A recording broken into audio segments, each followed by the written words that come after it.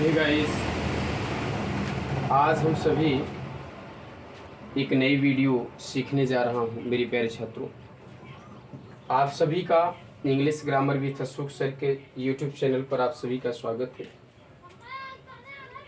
मैं आप सबको बताने जा रहा हूँ कि आज हम सभी सीखेंगे इंग्लिश में must have been, may have been और माइट हैव बीन का प्रयोग कहाँ करते हैं। Must have been, might have been और मे हैव बीन का प्रयोग माय डियर स्टूडेंट पॉसिबिलिटी को शो करने के लिए किया जाता है, but these words are used in passive voice में। अभी तक तो आप सभी ने एक्टिव वॉइस में सीखा था, लेकिन इसको आज आप सबको हम पैसिव वॉइस में बताने जा रहा हूँ। मस्ट हैव बीन का प्रयोग जरूर या अवश्य के सेंस में करते हैं। मे हैव बीन का प्रयोग शायद के सेंस में करते हैं और माइट हैव बीन का प्रयोग शायद ही के सेंस में करते हैं माय डियर स्टूडेंट। बट ये जो तीनों वर्ड है ना, यानी कि these words are used with the sense of possibility in passive voice my dear student. इन सभी शब्दों का प्रयोग हम सिर्फ और सिर्फ पैसिव वॉइस में ही प्रयोग करेंगे। कहाँ करेंगे? पैसिव वॉइस में। तो कॉन्सेप्ट को अच्छी तरह से आप नोट कर लीजिएगा। पहला, सब्जेक्ट प्लस मे, मस्ट, माइट, इन सब का प्रयोग प्लस हैव बीन का प्रयोग बाय V3 है ना। इसके बाद हम सभी आप सबको ध्यान देना होगा, कॉन्सेप्ट को अच्छी तरह से नोट कर लीजिएगा, कॉपी कलम लेकर के बैठिएगा मेरे साथ। और मेरे प्यारे छात्रों, एक नहीं आप हजारों सेंटेंस बनाएंगे अगर आपको अच्छी तरह से कॉन्सेप्ट को पता हो जाएगा और आप अंग्रेजी के साथ ना खेलेंगे। आप अंग्रेजी को चुटकियों में हल कर लेंगे, क्योंकि आप सभी ना English grammar with Ashok sir के साथ जुड़े हुए हैं। तो आपको ऐसे ही नए नए टॉपिक्स और नए नए ट्रिक्स आप तक प्रोवाइड करता रहता हूं माय डियर स्टूडेंट। और छोटे छोटे वीडियो इसलिए प्रोवाइड करता हूं कि ताकि आप सबको अच्छी तरह से अंग्रेजी में किसी भी समस्या का समाधान आप चुटकियों में हल कर सकते हैं माय डियर स्टूडेंट, चुटकियों में कर लें। तो सबसे पहले मैं चलता हूँ एग्जाम्पल की ओर, देखता हूँ। एक एग्जाम्पल यहाँ पर मैंने प्रोवाइड किया हूँ, बहुत इंपॉर्टेंट एग्जाम्पल है मेरे प्यारे छात्रों। एक एग्जाम्पल आप तक पहुंचाने का प्रयास करते हैं। एग्जाम्पल बेहद इंपॉर्टेंट है। पहला एग्जाम्पल मैंने दिया हूं, ध्यान दीजिए। अब तक अखबार बांट दिए गए होंगे। अब तक, पहला एग्जाम्पल, अब तक। सेंटेंस को नोट करने का प्रयास करिए। अब तक अखबार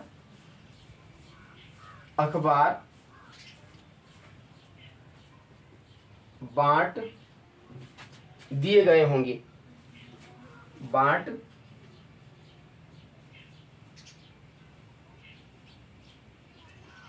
दिए गए होंगे।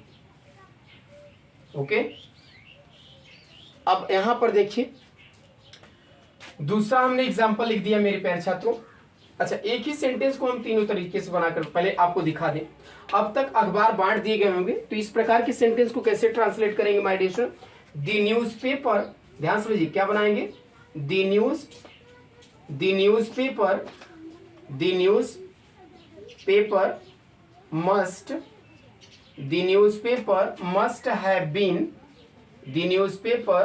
must have been डिस्ट्रीब्यूटेड या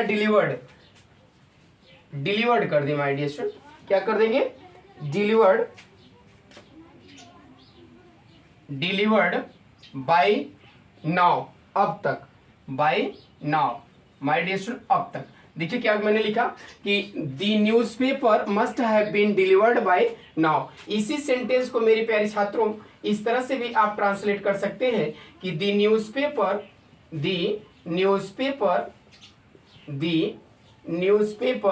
may have been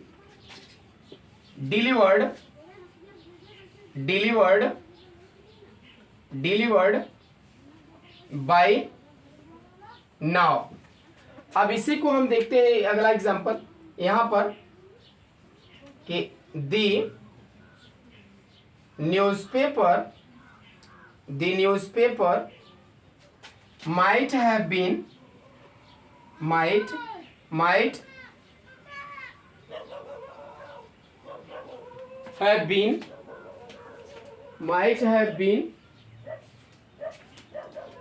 might have been delivered, might have been delivered by now, by now. I hope that ये तीनों तरह से आप एक ही सेंटेंस को बना सकते हैं। क्या कह रहा है कि अब तक अखबार बांट दिए होंगे, तो आप इसको इस तरह से ट्रांसलेट कर सकते हैं कि the newspaper must have been delivered by now, the newspaper may have been delivered by now, या the newspaper must might have been delivered by now. I hope that आप तीनों तरह से आप यहाँ पर ध्यान रखना। इसका मतलब क्या हो गया, शायद बांट दिए गए होंगे, और इसका मतलब क्या होगा, शायद ही बांट दिए गए होंगे, क्योंकि पॉसिबिलिटी का बोध हो रहा है, my dear student, possibility show कर रहा है, तो आप यहाँ पर इसका प्रयोग कर सकते हैं। एक सेंटेंस को आप तीनों तरह से बना सकते हैं। आप चलते हैं अगला सेंटेंस देखते हैं। अगला सेंटेंस क्या कह रहा है, इसी तरह से अगले सेंटेंस को भी बनाने का प्रयास करते हैं। अगला सेंटेंस आप लोगों के लिए बेहद इंपॉर्टेंट है माय डियर स्टूडेंट। देखते हैं अगला है कि मंच पर मेरा नाम लिया गया होगा। हमने क्या लिखा कि मंच पर, ध्यान समझिएगा, हमने लिखा मंच पर मेरा नाम, मंच पर मेरा नाम, मंच पर मेरा नाम लिया गया होगा, लिया गया होगा। ध्यान समझिए, कह रहा है कि मंच पर मेरा नाम लिया गया होगा। तो आई होप दैट यहाँ पर ये सेंटेंस को बनाने का प्रयास करिए। कह रहा है कि मंच पर मेरा नाम लिया गया होगा, तो माय नेम, ध्यान समझिएगा, my name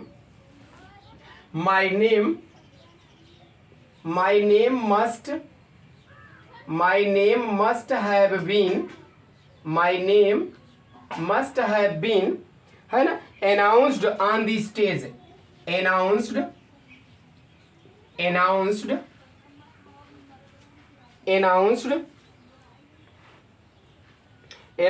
on the stage, on the stage, on the stage, on the stage। दूसरा देखते हैं एग्जाम्पल इसी में, इसी को दूसरे तरीके से कैसे बनाएंगे कि my name may have been, my name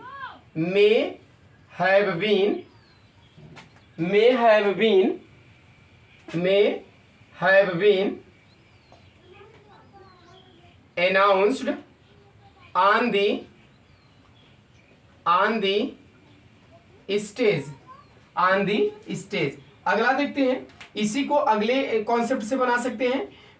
my name might have been announced